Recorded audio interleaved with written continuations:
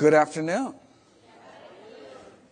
For those of you unfamiliar with my work, every year I read through every issue of every English language nutrition journal in the world, so you don't have to. Every year my talks are brand new because every year the science is brand new. I then compile all the most interesting, most groundbreaking, most practical findings and new videos and articles I upload every day to my website, nutritionfacts.org, as was mentioned. Everything on the website is free.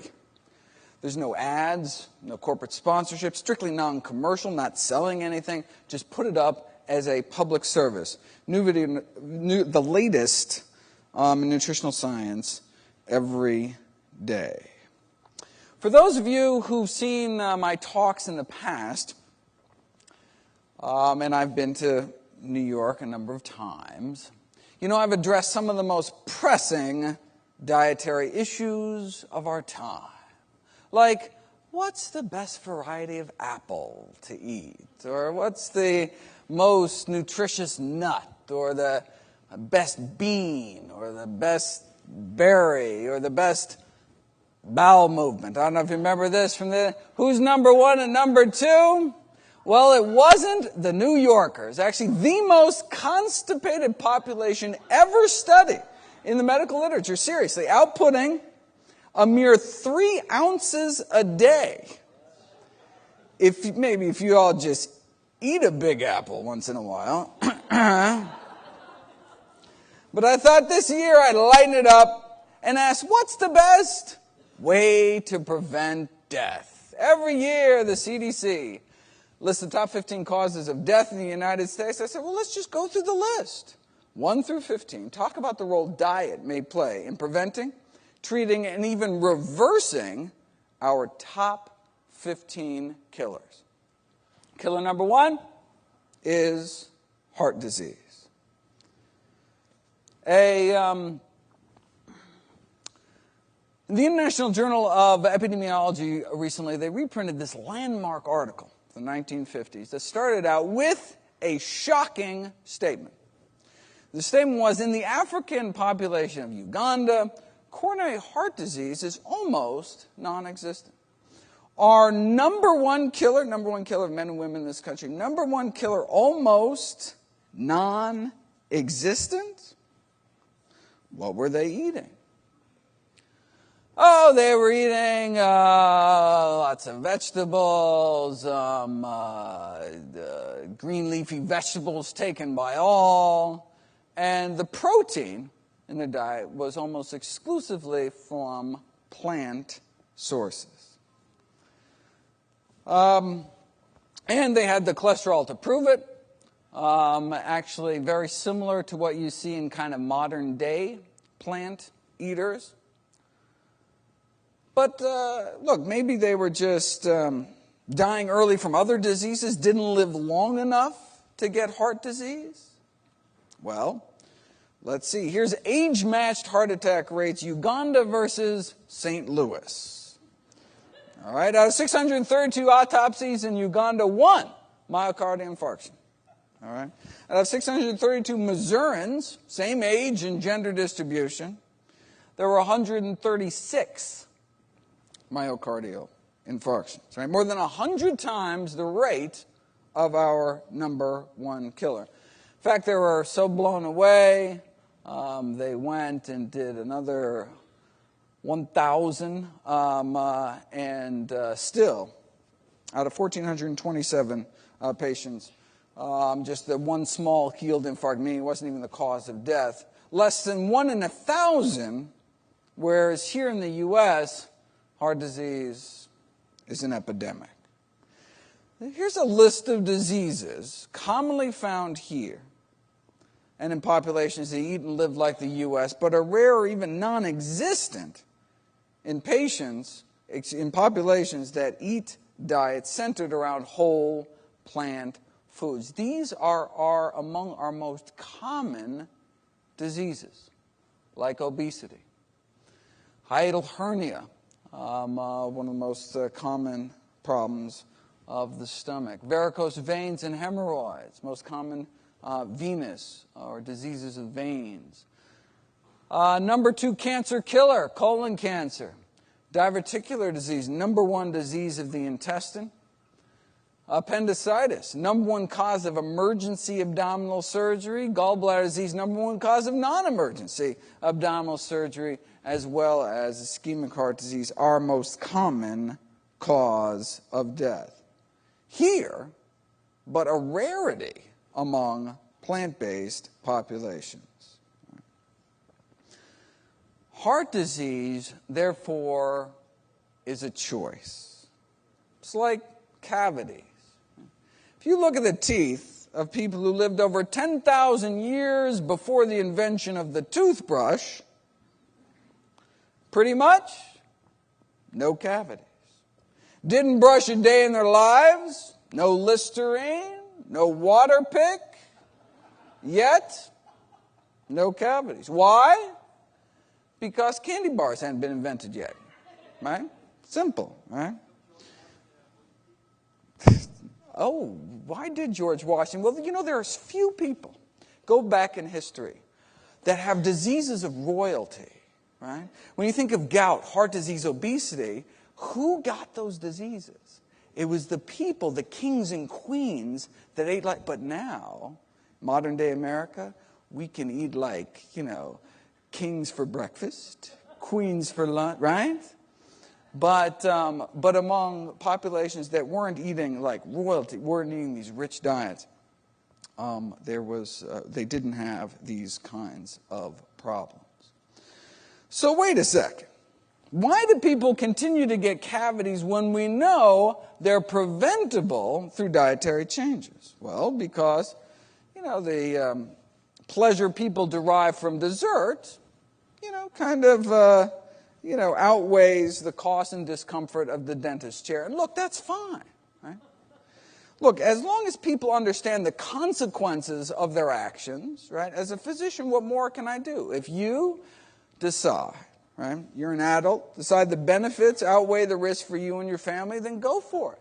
I certainly enjoy the occasional indulgence. I've got a good dental plan, all right? But what if instead of the plaque on our teeth, we're talking about the plaque building up inside of our arteries? Another disease that can be prevented through diet. Then what are the consequences for us and our families? Right? Now we're not talking about scraping tartar anymore. Now we're talking life and death. The most likely reason all of our loved ones will die is heart disease, right? It's still up to each of us to make up our own minds as to what to eat and how to live, but we should make these choices consciously, right? Educating ourselves about the predictable consequences of our actions. Atherosclerosis, hardening of the arteries, begins in childhood. By age 10, the arteries of nearly all kids have fatty streaks, the first stage of the disease. And then these plaques start forming in their 20s, get worse in their 30s, and then can start killing us off. In our heart, it's a heart attack. In our brain, the same disease as a stroke. In our limbs, it can mean gangrene. In our aorta, an aneurysm. Right? If there is anyone here today over the age of 10, then the question isn't whether or not to eat healthy to prevent heart disease. It's whether or not we want to eat healthy to reverse the heart disease that we already have.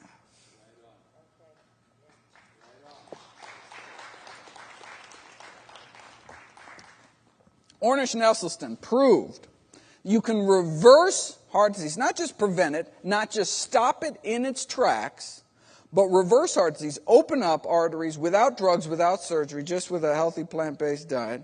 But look, we don't want to wait for our first heart attack to start reversing our arteries and reversing our heart disease, unclogging our arteries. And that's because for half of the people that die from heart disease, they die from what's called sudden cardiac death, meaning your first symptom is your last. It's defined as people dying within 60 minutes of their first symptom of heart disease. They feel a little chest pain, 60 minutes, they're maybe with their family, 60 minutes later they're gone from this earth. That's half the people that die from heart disease. So they don't get a chance. Even if they, if they tell the paramedics to not, make the detour to the fast food restaurant on the way there, it's just too late. That's why we can't wait for our first symptoms. We can start reversing our heart disease right now. We can start reversing the heart disease in our kids tonight. Cancer is killer number 2. The Pritikin Research Foundation did a really elegant series of experiments, but let me just throw some quick stats. This is the largest study ever to look at diet and cancer, looking at about 500,000 people. Found the incidence of all cancers combined lower among those eating vegetarian compared to those eating meat. And the worst, the most striking finding was how low the risk was for some of these fastest growing cancers like lymphomas and leukemias, these liquid cancers. And the worst meat out of all the ones, of all the animal products they looked at, was actually poultry consumption. They got about 2 to 3 times the odds. So this is non-Hodgkin's lymphoma, follicular leukemia, these others, lymphomas, leukemias. 2 to 3 times the risk for just every 50 grams of poultry consumption. That's like a quarter of a chicken breast every day. May triple our risk of these cancers. In fact, the relationship between meat and cancer is such that in the journal Meat Science, they asked, should we become vegetarians or can we make meat safer? This is what they're coming up with, all these additives to add to the meat to, for example, suppress the toxic effects of the heme iron, the blood-based iron in meat. Now, they're still kind of under study, but could provide what they call an acceptable way to prevent cancer, because reducing meat consumption completely out of the question, obviously. Their concern is that should the National Cancer Institute recommendations to reduce meat consumption be adhered to, yeah, sure, cancer incidence may be reduced, but farmers in the meat industry would suffer important economical problems. For those of us more worried about the suffering caused by this industry rather than the suffering of the industry, what happens if you put cancer on a plant-based diet? And this is where the Pritikin Research Foundation came in, did these really elegant series of experiments, simple experiments. You take people, put them on different diets, you draw their blood, you drip their blood on human cancer cells growing in a petri dish, and you see just whose blood is better at suppressing cancer growth. So they were part of the team that worked with Dr. Dean Ornish to take men with prostate cancer, put them on a plant-based diet for a year, and this is what they found. They found that the blood of even those eating the standard American diet suppressed cancer growth. I mean, if it didn't, most of us would be dead right now. It's just that those men who ate a plant-based diet for a year, their blood suppressed cancer growth about 7 times better. The blood circulating through the bodies of these men gained the power to significantly slow down cancer cell growth. Now, but this was for men and prostate cancer.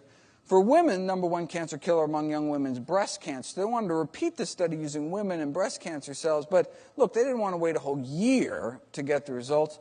So they said, let's see what a plant-based diet can do within 2 weeks against 3 lines of human breast cancer. So this is the before picture, cancer cell growth powering weight 100%, and then this is after just 2 weeks eating healthy. This is a representative slide. Kind of under the microscope. Basically, they lay down a carpet of human breast cancer. They drip on the blood of women eating the standard American diet. And then they do the same. Then they put them on a healthy diet for 2 weeks, and then they do it again. And so they act as their own controls, before and after. So this is women eating the standard American diet. You can see, even if you're eating a pretty poor diet, you can kind of break up some of the cancer. But 2 weeks eating healthy, and their blood can do this. Right? Their body's just cleaned up. It's like they're a whole new person inside. Now, slowing cancer growth is nice, but getting rid of it is even better. This is what's called tunnel imaging. which measures DNA fragmentation or cell death, where dying cells light up as little white spots. As you can see, again, even if you're eating a crappy diet, you can kill off a few cancer cells, but you take these same women just 2 weeks later eating healthy, and their bodies can do this. Which raises the question, what kind of blood do we want, right? Do we want blood that just kind of, rolls over when new cancer cells pop up? Or do we want a bloodstream circulating to every nook and cranny in our body with the power to slow down and stop it? Now this is what's, again, measuring programmed cell death before and after. Now, but this was before and after a plant-based diet and exercise. They had these women going out walking 30 minutes a day. You say, well, wait a second. If you do two things, diet and exercise, how do you know diet had anything to do with it? So they decided to find out. So this is what we saw before the diet and exercise group. This is measuring programmed cell death, cancer cell clearance, and as you can see, now this group, healthy diet, plant-based diet, and daily exercise, just like walking, moderate exercise, for 14 years on average. All right, and you can see the cancer cell clearance they got. Compare that to your average standard American diet person. Their cancer cell clearance is essentially non-existent. All right. Okay, but we've already seen that. This is the interesting group in the middle. So this group, 14 years of the standard American diet, but 14 years of daily, strenuous, hour-long exercise like calisthenics, literally an hour a day in the gym, 7 days a week for 14 years. So that's thousands of hours in the gym. How did they do? You see a little burger in their hand. All right. They wanted to know, if you exercise long enough, if you exercise hard enough, can you rival some strolling plant eaters?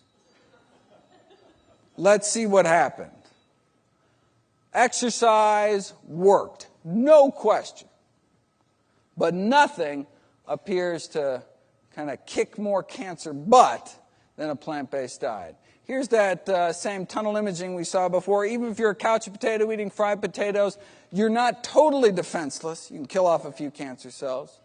You exercise for thousands of hours, and you can kill off cancer cells left and right, but nothing appears more powerful than eating a plant-based diet. The question is why? And actually, normally I kind of skip this section, but I thought this crowd could take a little extra science. And the question, because it's shocking. How can, within 2 weeks, it's like you're an entirely different person. How could you so dramatically improve your cancer defenses in such a short time? Well, we actually found out recently. They finally figured out the underlying mechanism for these anti-cancer effects. And these experiments actually go back over a decade. And the reason, even though they're really phenomenal work, the reason I didn't cover it, the reason there weren't videos on the website, is because there wasn't a mechanism. I was not satisfied. I wanted to know why. And they finally figured it out. And it's a fascinating detective story, and I have lots of videos that talk about how they figured it out, but I'll just kind of skip to the chase. But it has to do with little people and big people, and it has to do with big dogs and little dogs. And marshmallows, Tinker Toys, and cannibalism, vegan bodybuilders, on and it's a great, I encourage people to check it out, but jump to the chase, IGF-1. You just heard the last speaker talk about insulin-like growth factor 1, which is this cancer-promoting growth hormone involved, as you heard, in every stage of cancer cell initiation, promotion, spread, and growth. And you go on a healthy plant-based diet and exercise, and you drop, within 2 weeks, your IGF-1 levels. And you do it for years, it is that 14-year group, you drop your levels even better. So the benefits continue to accrue the longer you do it. And your levels of IGF-1 binding protein go up. IGF-1 binding protein is like your body's emergency brake. It's your body's way to prevent uncontrolled growth in the body within just 2 weeks, you can lower your IGF-1 levels But what about all the IGF-1 you had, IGF-1 production you can lower within 2 weeks? What about all the IGF-1 you have circulating from the bacon and eggs you had 3 weeks ago? Well, your liver releases this snatch squad of binding proteins to pull excess IGF-1 out of your system. Within just 2 weeks, your binding capacity goes up, and you keep with a healthy diet for years, your binding capacity goes up even further. And this is the experiment that really nailed IGF-1 as the villain. This is what we saw before. You go on a healthy diet, cancer cell growth drops like a rock, cancer cell death shoots up, which is what we want. Here's the critical group here. What they did is they added back to the cancer cells just the amount of IGF-1 banished from their system, added back to the cancer just the amount that was banished by eating healthy, and what happens? You eliminate the diet and exercise effect. It's as if you never started eating healthy at all. And so this is how we know that by eating, in this case it's actually the animal protein, eating animal protein, we boost our liver's production of IGF-1, and that boosts cancer growth. But we can drop that, again, within just weeks. But raises a question, how low does one have to go? And I talk about a number of follow-up studies that have looked at vegetarians versus vegans versus meat eaters, and it turns out it is the animal protein that's boosting IGF-1, so it doesn't matter, as you heard last, whether it's dairy protein, egg protein, meat protein, that vegetarians did not have significantly lower IGF-1 levels than meat eaters, only the vegans, only those kind of moving towards wholly plant-based diets were able to significantly lower their IGF-1 levels. But let me move on. We've got 13 leading causes of death to go. The top 3 causes of death used to be heart disease, cancer, stroke. Oh, that's so 2011. Now it's heart disease, cancer, COPD, chronic obstructive pulmonary diseases, respiratory diseases like emphysema. Thankfully, they can be prevented with prevented with a plant-based diet, maybe even treated with a plant-based diet. This is really exciting. With emphysema, we used to think you get worse, then you die. We used to think that with diabetes, type 2 diabetes. You get diabetes, you get worse, you lose your kidneys, you lose your eyesight, you lose your toes, and then you die. Okay. But now we know no. Not only can type 2 diabetes be prevented, we can treat it, reverse it, cure it. But for the first time, this study showed that you can actually show an improvement in lung function.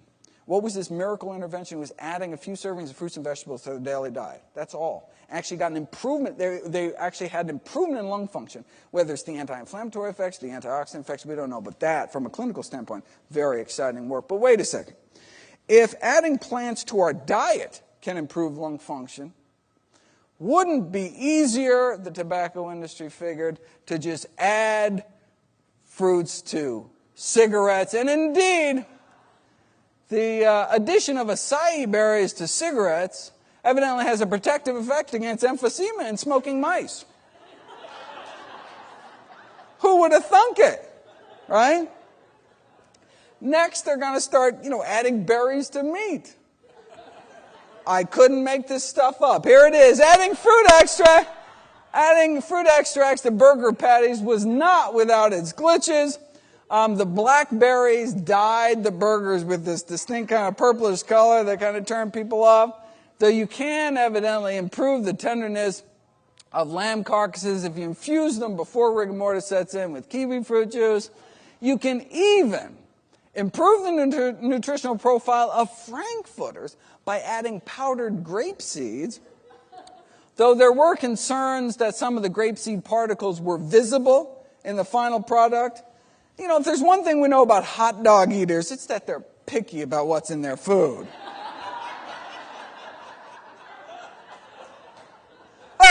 Pig anus? Okay. But grapeseed? Ew!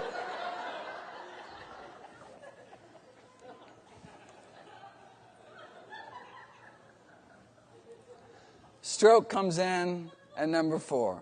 Preventing strokes is all about eating potassium-rich foods. Potassium, from the words potash, take any plant, put it in a pot, reduce it to ash, add some water, boil it off, left with a white residue, which is known as potash. That's how they got the name potassium.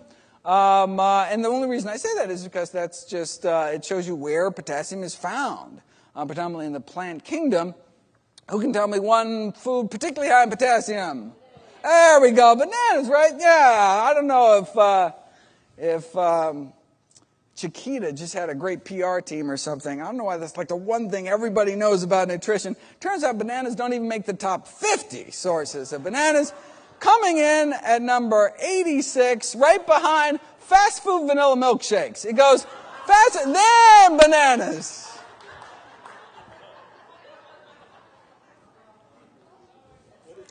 So that's a good question. So where are our top sources? So 1 and 2 are tomato and orange concentrates. That's not really fair. In terms of whole foods, though, it's greens, beans, and dates. Super healthy foods we should try to fit into our daily diet. Next on the list, in fact, look, and again, bananas down 86, and look at the next leading cause of death. Actually, could be dangerous. That's all I'm saying. That's all I'm saying.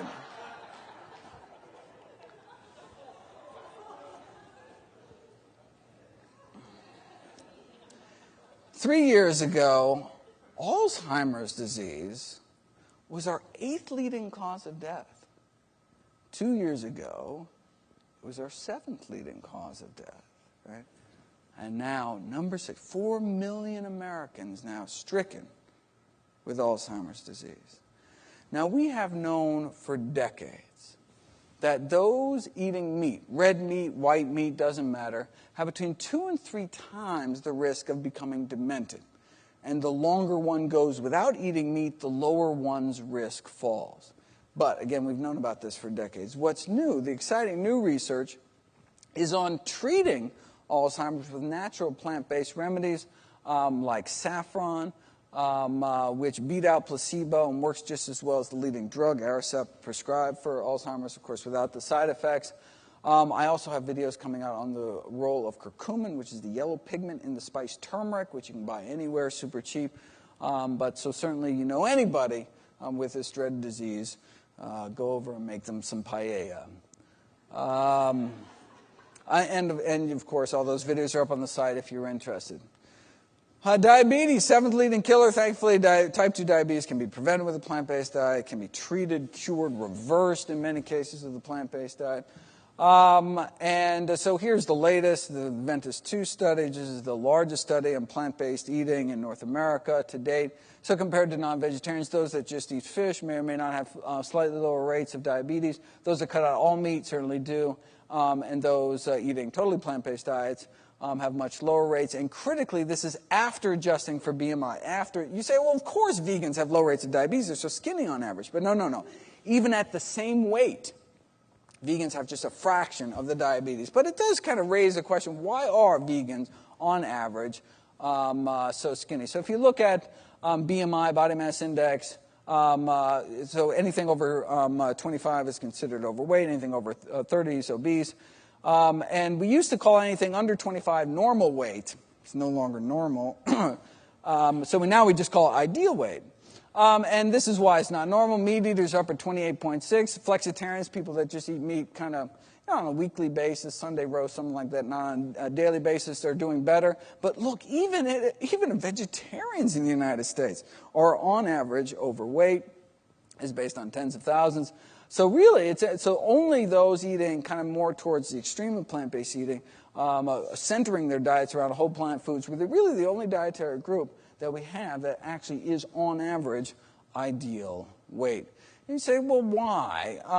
It turns out they eat some fewer calories, but not that many fewer. So that's about a 35-pound difference. So that's the average amount of weight loss for people moving from standard American diet to a vegan diet. It comes out about 35 pounds. That's what the clinical studies show. And so, yeah, they eat slightly fewer calories. Plant foods have a lot of water and fiber, and you feel fuller, but not 35 pounds. And so a number of theories, I've talked about them over the years. Maybe it's because vegetarians have more of this fat-burning enzyme in our mitochondria, little power plants in our cells, called carnitine palmitoyl transferase, upregulated in vegetarians for some reason. We're not exactly sure why. It's possible we have different types of gut bacteria. In fact, recently in the New England Journal, A really interesting study how very quickly, kind of within days, you can change the entire ecosystem. Taking vegans, putting them on adding meat to their diets, and this actually may affect how we extract energy from our diets. It may be these so-called obesogens, these endocrine-disrupting chemical pollutants that build up in the meat supply, may be playing a role. There's even a poultry virus in chicken that may be causing a weight gain. But here's the latest. This is largest study ever to look at this question. We're talking hundreds of thousands of people followed for years, and their objective was, what was the association between meat consumption and weight gain? And this is what they found. Meat consumption associated with weight gain in basically every group, and suggesting, of course, a decrease in meat consumption to improve weight management. This was after controlling for smoking and exercise, but here's the kicker. This is after controlling for calories. So you have two people eating the same number of calories. The person eating more meat will gain more weight. They even determined how much more. So basically, you ate 250 grams of meat a day, kind of like a steak a day, would lead to an annual weight gain 422 grams higher than the weight gain experienced if you had the exact same number of calories in your diet, but you just were eating less meat. And after a few years, you can put a couple pounds on just because of that effect. Steak was nothing. Strongest relation may be with poultry intake. So, for example, if you eat a quarter pounder every day, this is how much weight you'd add on. In addition to the calories that actually found in that quarter pounder. Processed meat is worse. If you had a ham sandwich, the exact same number of calories as the burger, you'd actually gain more weight. But here's chicken. This is half a chicken breast a day. And again, this is above and beyond the calories actually found in that chicken. And so, of course, they indicate meat intake associated with weight gain. This is after adjusting for calories, therefore in favor of the public health recommendation to decrease meat consumption for health improvement. What did the National Cattlemen's Beef Association have to say about that study? It was, after all, the largest ever done. Funny story, don't have time to get into it, but check it out if you're interested. And then I talk about PCRM's work, Physicians Committee for Responsible Medicine, taking this, putting it in a workplace setting. What happens if we actually change cafeterias? And it's very exciting if people are interested in that kind of work as well. Next on the list, kidney failure. Kidney failure, a plant-based diet can help prevent kidney failure, can actually be used to treat kidney failure. You say, why? Because kidneys are highly vascular organs. That's why they look so red when you cut them open. And so if if the standard American diet is so toxic to arteries in our heart, brain, and pelvis, leading to heart attacks, strokes, and sexual dysfunction, respectively, what might they be doing to our poor kidneys? Well, long story short, Harvard researchers found 3 dietary risk factors, and only 3 for worsening kidney function. What they were doing is measuring something called proteinuria, loss of protein in the urine. You're not supposed to be losing protein in the urine. Your whole point of your kidneys is to hold on to the good stuff. When you do start losing protein, it shows your kidneys are starting to fail. What are the 3 dietary risk factors? Number 1, animal protein. Number 2, animal fat. Number 3, cholesterol. Right? So it wasn't the amount of protein. It wasn't the amount of fat, specifically the animal protein, specifically the animal fat and cholesterol, all 3 of which is only found in one place, and that is in animal products. If you do a cross-sectional study, snapshot in time, vegans have better kidney function, and you can actually take people with kidney failure and treat them with a pure vegetarian diet and see dramatic differences within just 1 week, which as a physician I'm most excited about. Next on the list, we are deep right now in flu season, New York and everywhere else in the country. You say, well, wait a second, what possible role could diet play with dying from the flu or a lower respiratory tract infection like pneumonia? Obviously, you haven't heard about the immunostimulatory effects of kale. Is there anything kale cannot do? So there's a whole long list. So I have lots of articles talking about the role that blueberries and mushrooms and all sorts of things can play in boosting our immune system. In this study, they took older men and women and all they didn't take meat out of the diet, nothing, just added a few servings of fruits and vegetables to their daily diet. Right before they were getting their pneumovax vaccination, their pneumonia vaccination, this is what they had. This is what they found. They found a significant boost in protective antibody response in those eating 5 servings of fruits and vegetables a day compared to those eating 2. Significantly boost immune response. What was this miracle thing that it just had a few servings of fruits and vegetables? That's how powerful plants can be. Next on the list, suicide. Okay, now what role could a diet play in suicide? Well, 2 years ago, I profiled this important study, cross-sectional study, found that those eating plant-based diets had significantly improved mood, less depression, less anxiety, less stress. But this is a cross-sectional study, meaning a snapshot in time, so you can't prove cause and effect. Maybe people who are mentally healthy go on to eat healthy and not the other way around. What you need is the gold standard in nutritional science, which is an interventional study. You take people, you change their diet, see what happens, and that's what this group of researchers did. They took people, men and women, the standard American diet, took out meat, took out fish, took out poultry, actually took out eggs as well, because they thought it was the arachidonic acid, this pro-inflammatory omega-6 fatty acid found predominantly in chicken and eggs in our diets. They thought that was causing what's called neuroinflammation, brain inflammation, which was impairing their mental functioning. So they removed that and saw significant improvement in mood within just 2 weeks. It can take drugs like Prozac months to take an effect. Significant improvement in mood after just 2 weeks. And of course, the only side effects are good ones. What about the role of diet and septicemia or invasive bloodborne infections? Well, certainly you can get something like Salmonella, E. coli burrow through the intestinal wall into your bloodstream. Or in women, actually crawl up into their urethra. We've known that urinary tract infections in women, the bacteria that cause bladder infections actually comes from the fecal flora, which just kind of creeps up into the bladder. But we didn't know where this reservoir of bladder-infecting bacteria was coming from until now. Chicken, that's where this reservoir, these special types of E. coli that cause bladder infections come from. We now have DNA fingerprinting proof of this direct link between chickens colonizing the guts of women, which then later leads to literally millions of infections, bladder infections, which can turn serious and actually become systemic and life-threatening.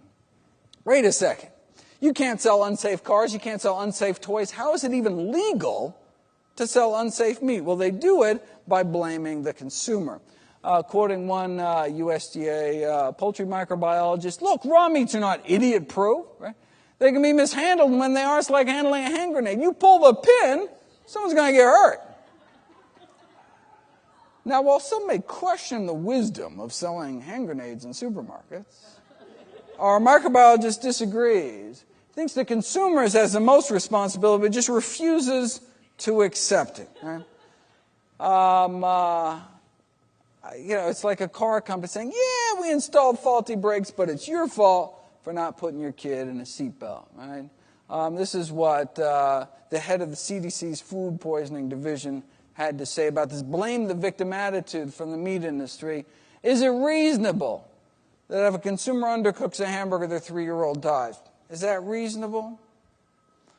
Not to worry, the meat industry's on it. They just got FDA approval for a bacteria-eating virus to spray on the meat. These so-called bacteriophages attack the bacteria, the salmonella, etc., that cause the disease. Now, there certainly have been concerns expressed about the ability of these bacteria-eating viruses to spread toxin genes between bacteria, especially given the difficulties of preventing large numbers of these viruses from being released in the environment from the slaughter plants. It could also allow the meat industry to become even more complacent about food safety, kind of like the quick fix, techno fix argument about irradiation. Who cares how much fecal matter is in the meat, right? If you can just blast it with enough radiation to effectively sterilize it in the end. Now, the industry is concerned about consumer acceptance of these bacteria-eating viruses. It may present somewhat of a challenge. So, of course, they're not going to label it or anything. But if you think that's going to be a challenge, check out their other bright idea. The effect of extracted housefly pupae on pork preservation, sciencey way of saying they want to smear a maggot mixture on the meat. It's a low cost. Think about it. Look, maggots live off of rotting flesh. Yet at the same time, however, there's no reports of maggots having any serious diseases. So, hey, they must be filled with some kind of antibacteria something, right? So let's take some maggots, wash them off, towel them off, a little Vitamix action, and voila! Safer meat. We talked about kidney failure. What about liver failure? We have known for decades that one can treat liver failure with a plant-based diet and decrease the amount of toxins that would build up in the blood without a fully functional liver to detoxify one's blood eating meat. I do have to admit, though, there is one group of people eating plant-based diets with worsening liver function. They're called alcoholics. You're living off of corn and potatoes and grapes, still not doing, strictly plant-based, but not doing good. It's not clear what to... Next on the list, essential hypertension, essentially only found in people who eat meat. Again, we've known about this forever. This is 74 out of Hopkins.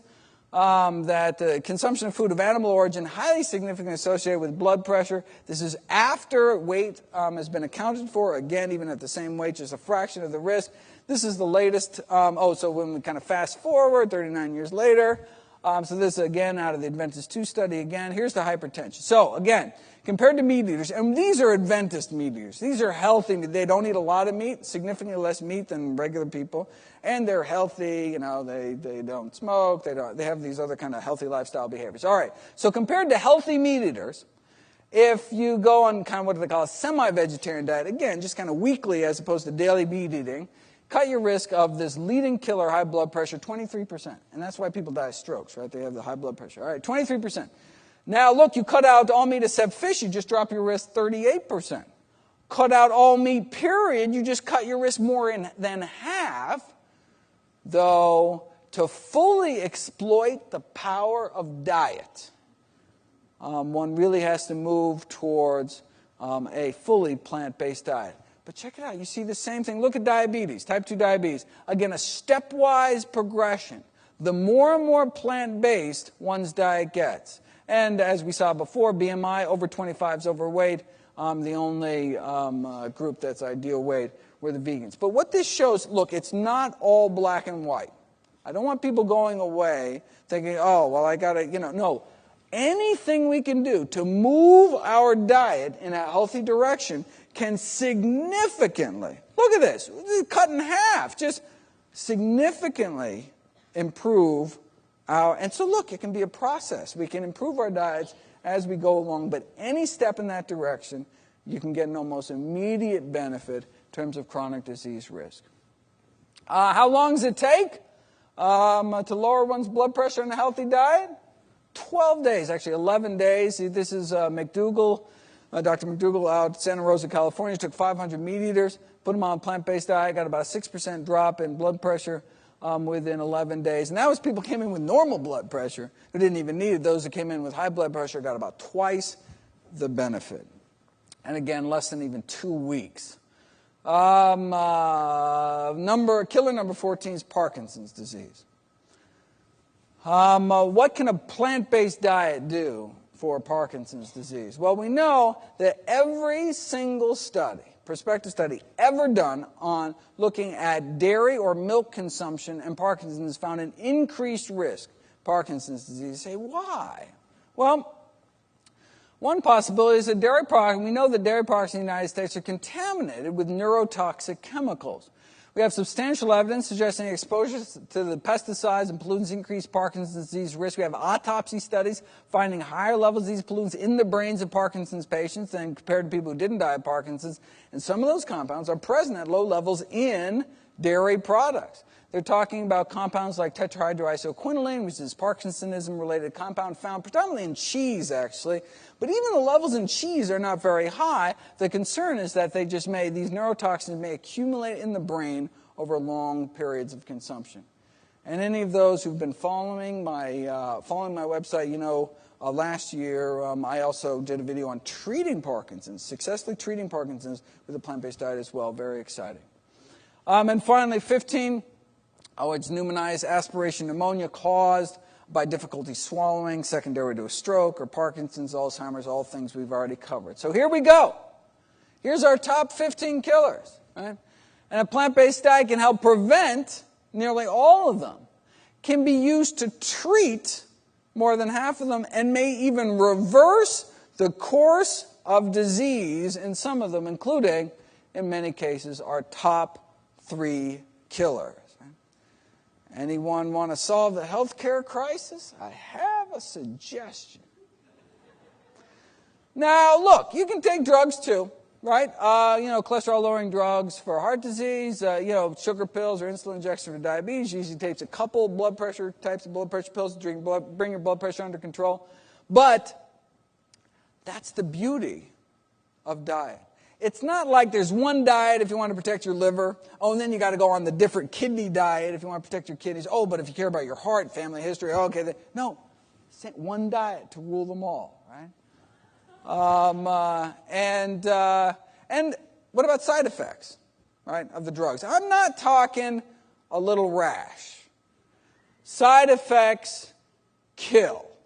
An estimated 106,000 Americans every year, deaths from adverse drug reactions. Not overdose, not illicit drugs.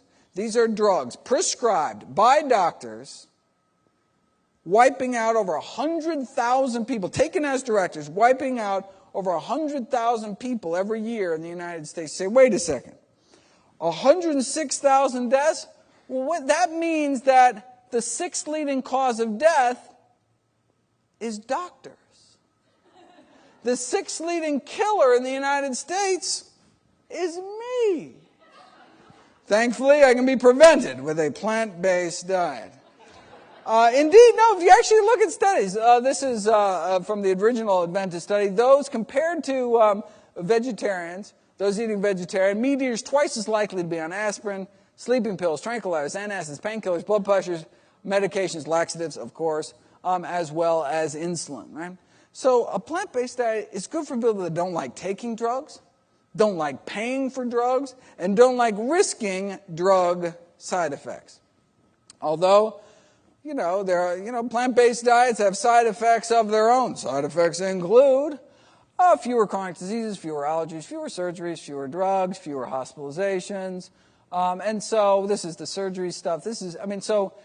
I just talked about the big killers here, but fewer, varicose veins and hemorrhoids and gallbladder disease, fewer hysterectomies even. And then in terms of other diseases that I didn't mention, less rheumatoid arthritis, and more importantly, fewer diseases overall. That's what you get. Eating healthy, fewer diseases overall. This is the latest side effect of plant-based eating. We'll do allergies just for a moment. This is just fascinating. The concern, when I read that adding a few servings of fruits and vegetables can so boost your immune system, I was like, well, wait a second. What about the millions of Americans suffering from autoimmune diseases or seasonal allergies? Their immune system is a little bit too boosted. Might eating healthy make things even worse by tipping them even farther? So that's why I was so excited to see this news. It turns out that no, in fact, compared to vegetarian women, non-vegetarians have 30% more chemical allergies, 24% more asthma, more drug allergies, more bee sting allergies, more hay fevers. So by eating healthy, we get the best of both worlds, right? We support our disease-fighting sectors of our immune system, but we downregulate these overarching autoimmune and inflammatory reactions, and so we just get that kind of sweet spot in the middle by eating healthy. Here's the latest side effect of plant-based eating: fewer cataracts. That's what we get. In fact, you can tell this is a study done in Europe because what they call the heavy meat eating group, the heavy meat eaters, 1 serving a day. Those are the heavy, all right. But compared to the heavy meat eating group, those that cut their meat consumption in half may drop their risk of cataracts, the leading cause of vision loss in this country, 15%.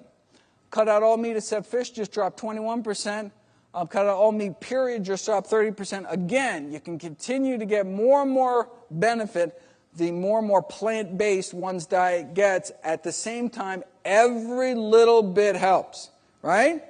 And so I don't want people leaving here. Even just cutting down on meat consumption can significantly lower our risk. Our bodies want to be healthy. They want to heal themselves. And so if you just kick them a little less hard 3 times a day, your body can heal just that much better.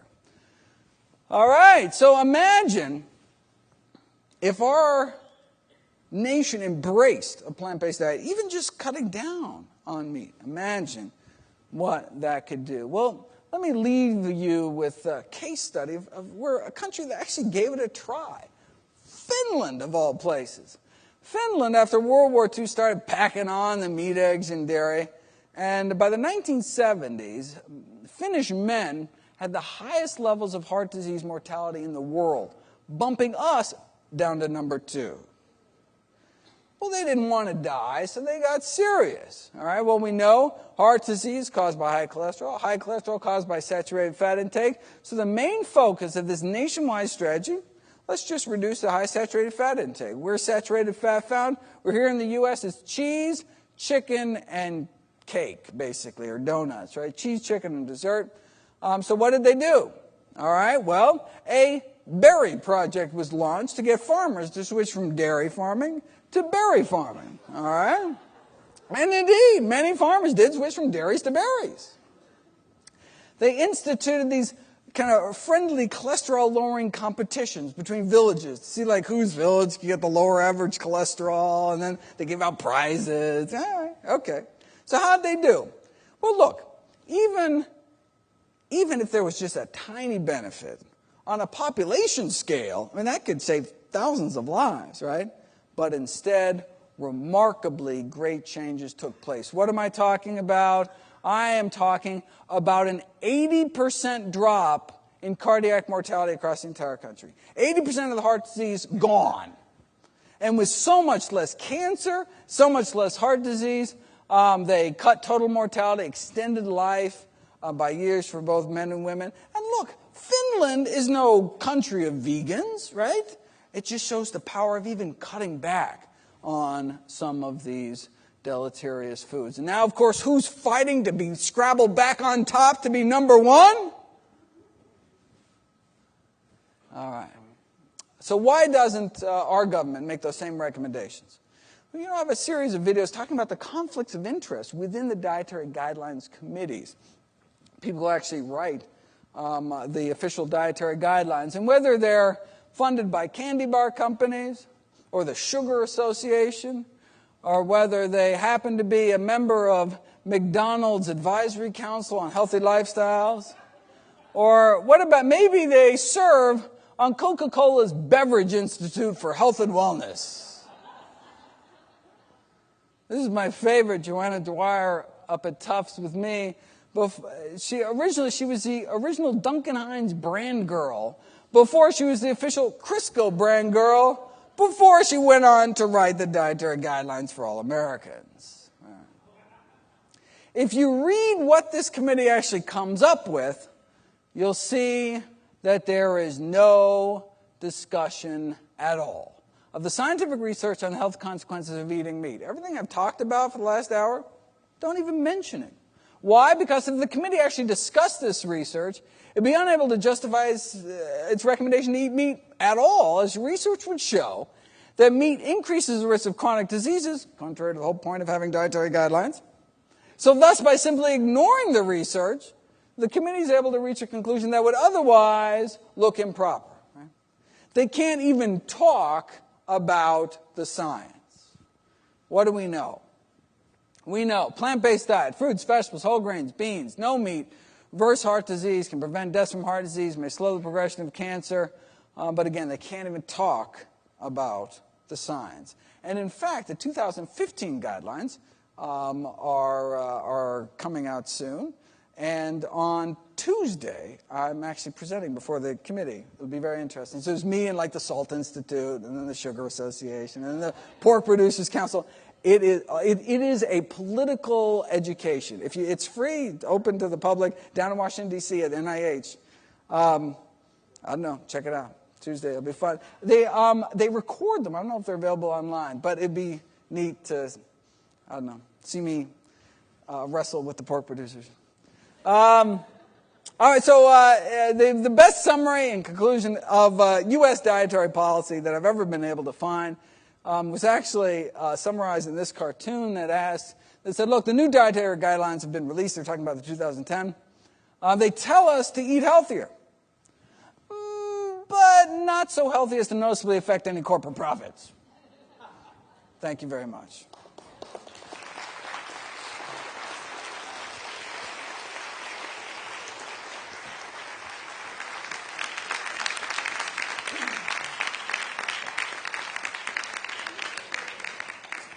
If you'd like to share what I talked about today, this is actually taken from 2 DVDs. So this is actually kind of like a 2-hour talk, kind of squished down to about 50 minutes because I want to take a lot of time for questions. But they're both available outside for $10. All proceeds from all the sales of my DVDs, books, speaking engagements, all goes to charity, of course. And I also have copies of my, if you want to go way more in depth and not just cover the main points, I have a series of 16 volumes of clinical nutrition, and 17 comes out in 2 weeks. And if you signed up on that clipboard, I'll send you an email when the new DVD is out. And if you didn't sign up on this clipboard that should have been circulating around, whoever has it, you can take it back to the table. And when I'm signing, you can sign up as well. And of course, all my work is available free online at nutritionfacts.org.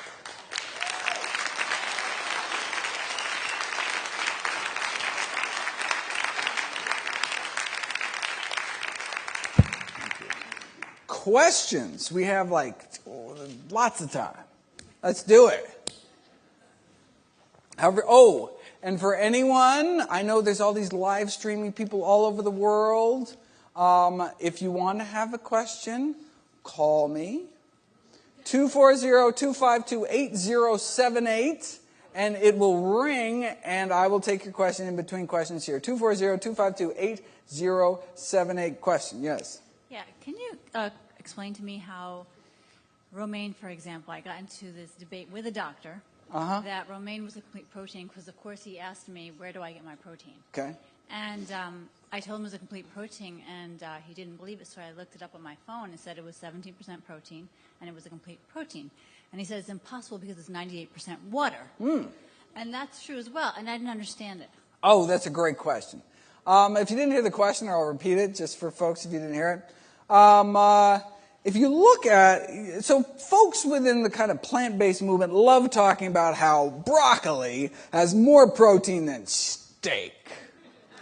And by percentage of calories, which is really all that matters, that's how your body digests. It keeps count, not by weight, not by volume, keeps count by calories. So that's kind of the monetary, that's how food comes in according to the body. So that's legitimate too. But what they don't realize, so per calorie, more protein, right? But the problem is, or the benefit is, plants are so calorically dilute, have so few calories, to actually, yes, by percentage, they're packed with, if you think of broccoli or romaine lettuce, what, is it fat? There's no fat in there. Is it starch? No, it's protein. That's what the thing's made out of, right? But there's so few calories. Even if 100% of the calories were protein, you'd have to eat like a wheelbarrow of romaine every day. Now, I'm all in favor of big salads. I am, the big mixing bowls, that's my salad bowl. Absolutely. Big salad every day. So you're kind of both right. Yes. But they're high in protein. But what's behind that question is this concern about getting enough protein. And if you don't know how to get protein on a plant-based diet, you don't know beans. Beans, peas, legumes, right? These are lentils. I mean, these are the plant protein superstars. I encourage people to eat legumes every day.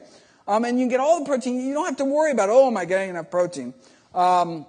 So that it's not a concern unless one eats lots of empty calorie junk foods, right? You live off cotton candy, right? You can get enough calories to actually sustain life, but you're not going to get any protein. You're not going to get anything, right? So and look, cotton candy, that's a vegan, right?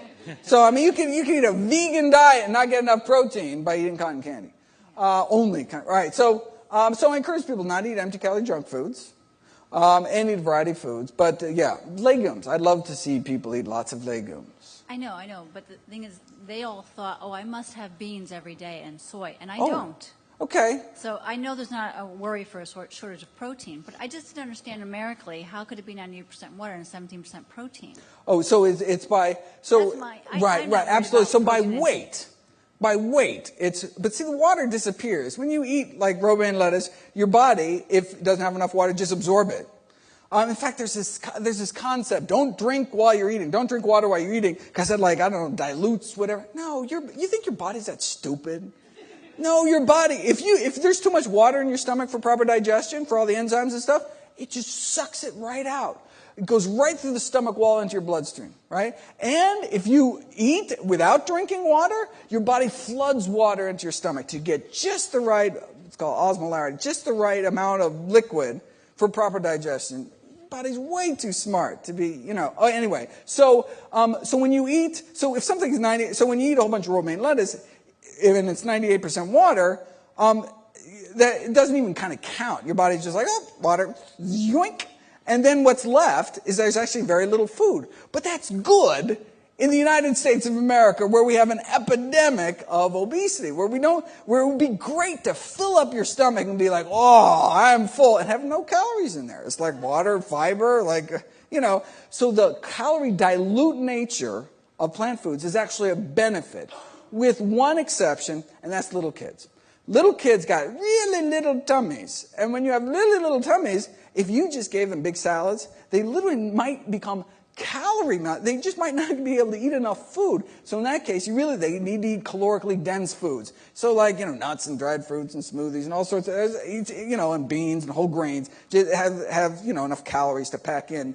But for adults, the fact that a huge salad is basically no calories unless you're putting bacon ranch on top, is actually a good thing on a population scale. Yes? Thank you for your talk, and also thank you for all the work you've done. Facts.org, you've converted me into a vegan. So great. Hey. I actually, it's been a couple of months now, and I have questions just in terms of balance. Obviously high nutrient density is important, but also macronutrients are important as well. So, like some vegans I've seen kind of emphasize fats, right? Like avocados and nuts and even coconut, and I see people using coconut oil as well. Can you speak a little bit about kind of macronutrient balance? No, sure, right. No, so there's the 80-10-10 folks. There's people ask me, what's the percentage of protein? As if we evolved for millions of years with internal calculate. No, we never. You think other animals think about this? No. Our body's way too smart. The important thing is not macronutrient percentage, is where you're getting that from, right? Is protein good or bad? Well, protein is kidney beans or pork, right? You say, are carbs good and bad?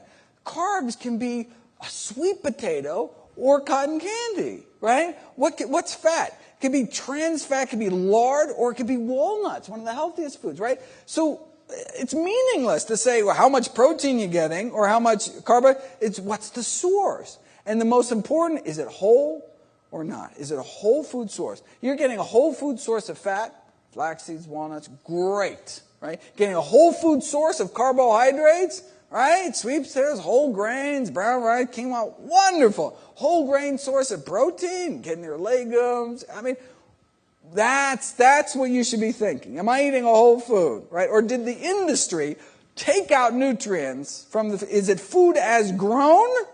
Or was there some middle person that took out a whole bunch of stuff, added a whole bunch of crap in to to make the price point such that they can make a big profit margin? Whole versus processed is probably your best bet. Thank you.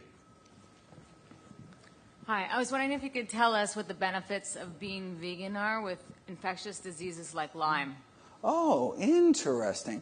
There is no data on diet and Lyme disease, either chronic or acute. So there's just simply, so people can speculate. I'm not one for speculating. There's no data. When there's data, I know that is an issue. That's important to people. And so it's something, it's in my PubMed alerts. And if anybody's interested in this, there's something called your taxpayer dollars go to help fund the National Library of Medicine, which is the largest medical library in the world, biking distance from my house. And that's the reason I live there. And they have a service where you sign up.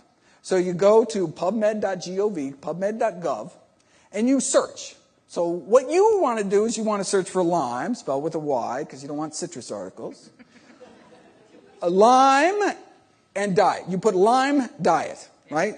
You press the search button, and then there's a button that says Save Search. You click on Save Search, and it offers to, for free, email you anytime, anywhere in the world, an article is published on Lyme and diet.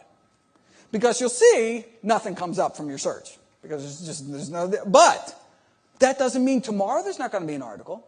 So I have it. So I have Lyme and diet in my, so I will get an email anytime, and I'll make a video about it, but it might take me a few weeks to get that video up, whereas you'll know that morning. And you can have them email you any time of the day. You can even put it in, I want 7 o'clock, right? You really like avocados? You can get emailed anytime an avocado article is published anywhere in the world. It's the coolest thing. And so, of course, I have hundreds of terms. But for whatever you're interested in. And look, let's say an article comes through and you can't make heads or tail of it because it's written in techno-speak, right? Or it's written in another language. Or there's a paywall where you can't actually get access to the article. Then email me. Email me. I'll get you the article. I can get any article because I'm near NLM.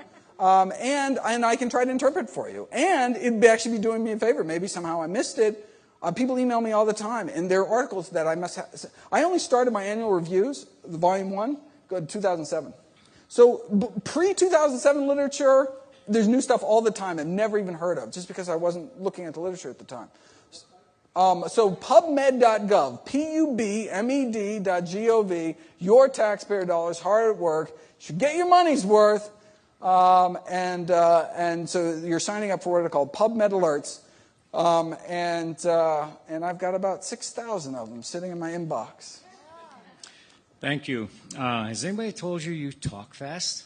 I do, and I apologize, but I wanted time for this right here, Q&A. I want to thank you for that. And my name is John Eagle, and I want to get back to the basics. Ann Wigmore and Dr. George Earp Thomas co-authored a book called Organic Soil. Organic soil is the health of life. Now, Finland did a study. They outlawed chemical fertilizers. The disease rate was equal with the United States. When they outlawed chemical fertilizers, the disease rate dropped to 1/10 of what the United States was. I think we need to get back to the basics and understand where life comes from. Organic sulfur is another word for life. And people should evaluate, or maybe you can elaborate a little bit on organic sulfur. In terms of, I think this gets to something that's raised often, this sense of crop nutrient decline. That fruits and vegetables ain't what they used to be. Here I go talking about fruits and vegetables. But it really, we're not this is not your grandparents' fruits and vegetables. Our soils are depleted. And so we're just not getting the nutrients that we used to.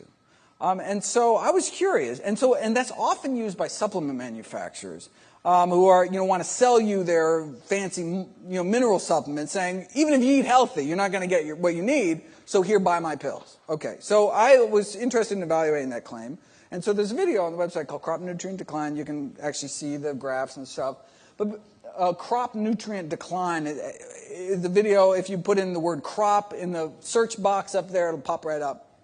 And what they found is, it's true, it's kind of true and false. The true part, there has been a nutrient decline by about 15%. So if you look at some of the major, vitamins, minerals, 15%. So that means today you have to eat, 6 florets of broccoli to get the same nutrition you got out of 5 florets of broccoli, 50 years ago. Eat 6 florets of broccoli. I mean, no reason you have to take a pill. I mean, so yes, there was, but it didn't have this like, oh my God, our soils are barren, fruits and vegetables are nothing but water. No, I mean, for a broccoli to grow, it has to have a certain bare minimum, or it just can't make the little broccoli, it can't make stems, it can't make leaves. There's a certain bare minimum. Now, should we buy organic? Absolutely, for a wide variety of reasons. But one should never let either concerns about pesticides or concerns about lack of nutrition to dissuade us from stuffing our faces with as many fruits and vegetables as possible.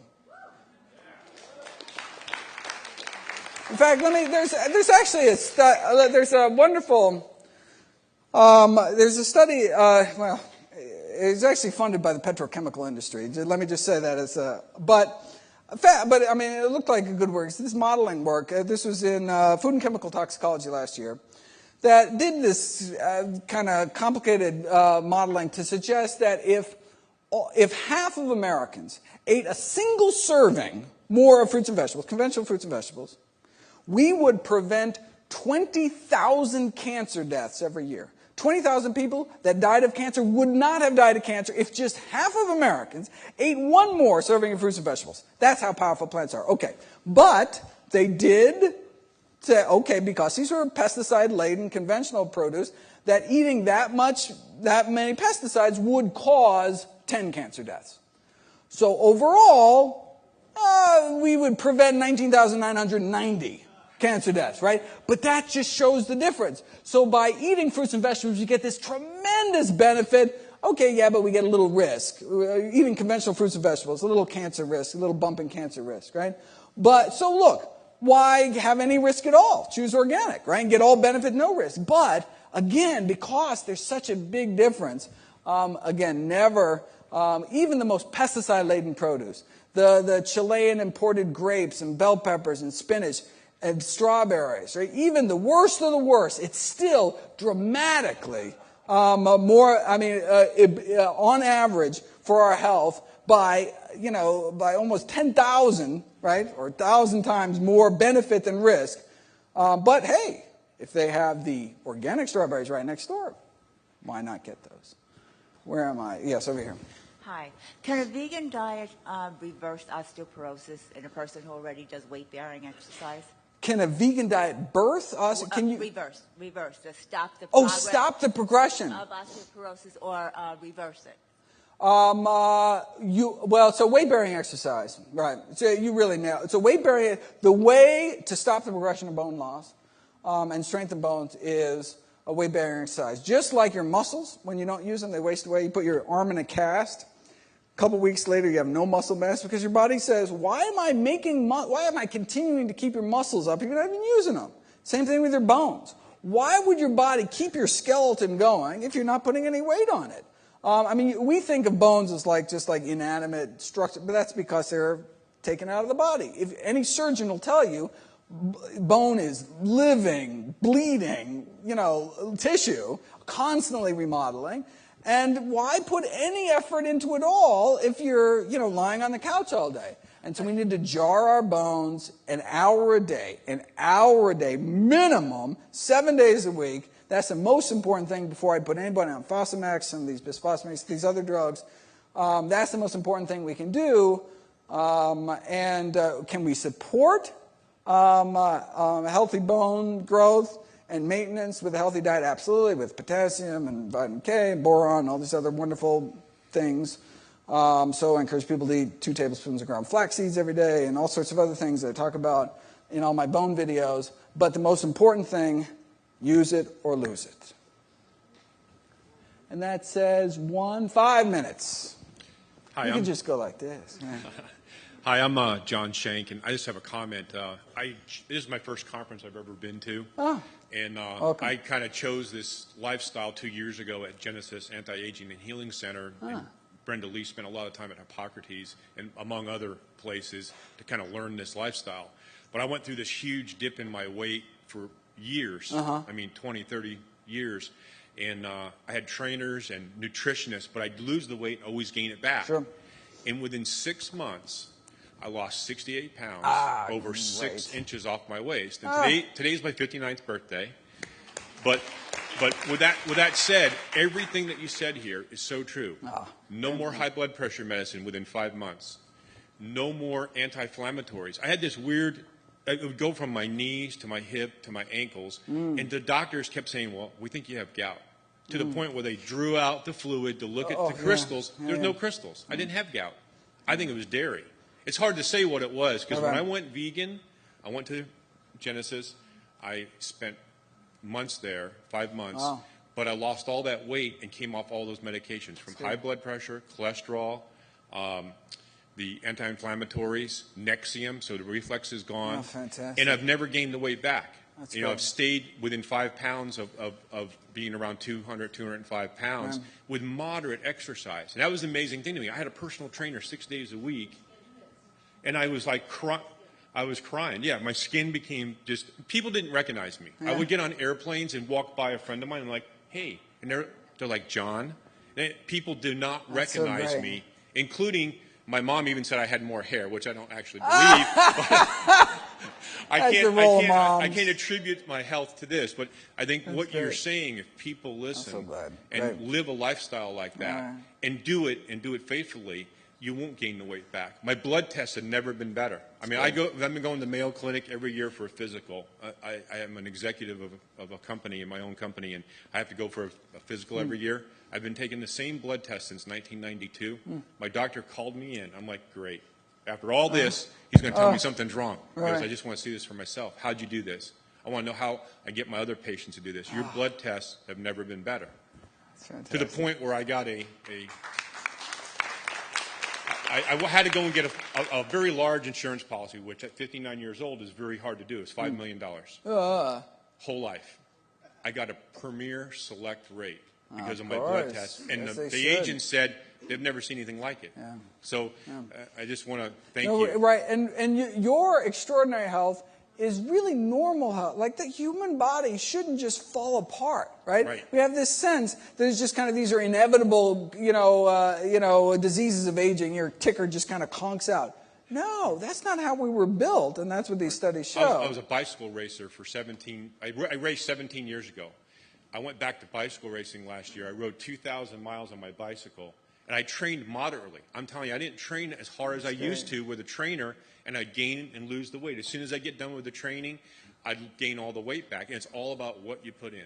And your body wanted to be this healthy all along. I feel right? great. I mean, it's just, you just had to get out of its way. I mean, you just had to stop kind of why. It's like, something that really struck me in medical school was learning that within 8 years of stopping smoking, your lifetime lung cancer risk approaches that of a lifelong non-smoker.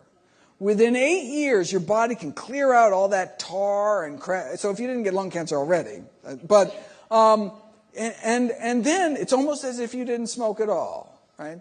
I mean, that's remarkable. And so what that tells you is that every day your body wanted to have healthy lungs and trying, but then you keep hitting it over and over and over again. And then as soon as you stop, finally, it's been, and same thing, you whack your shin on the coffee table. It hurts, it gets better. But if you whack your shin 3 times a day for breakfast, lunch, it'll never heal. You go to your doctor, and your doctor says, no problem, your shin hurts, I've got painkillers. Take these pills. Right? Instead of saying, maybe you should stop whacking yourself 3 times a day and let your body just take care of itself. Exactly. Well, thank you very much. Thank you so much, everybody, for coming.